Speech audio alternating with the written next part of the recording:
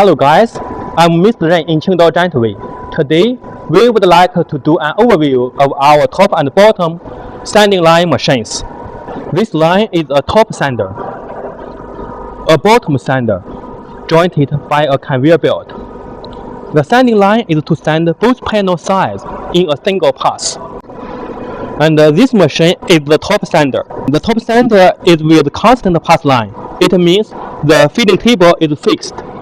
And this machine is configured with 3 working units. The first working unit is a steel roller, complete with tension system, oscillating system, safety system, and dust collecting system. The steel roller is mainly for calibrating job.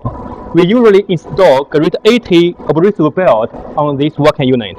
The second working unit is a rubber ruler. The structure is nearly same with the first one. And the third working unit is a combination head, outfitted with a rubber ruler and a sanding plating. And this working unit can do the fine sanding job on the working pieces.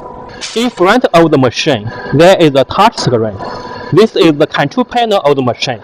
We can turn on or off every working unit on here. We also can use 1 key or start or 1 key or stop to start and stop the machine. Push or start. The working units will start one by one. Here we can set the working thickness. Then we start it. The working unit will go to its position automatically. This one is a bottom sander. It's configured with 3 working units on the bottom side of the machine. Its function is sanding the bottom side of the bottles. It's nearly the same structure with the top sander. The first working unit is a steel roller, complete with tension system, oscillating system, safety system, and dust collecting system. And the second one is a rubber ruler, and it's nearly same with the first working unit. This third working unit is a sanding plating system, and it's for the fine sanding of the bottom side of the panels. Now, let's demonstrate the machine.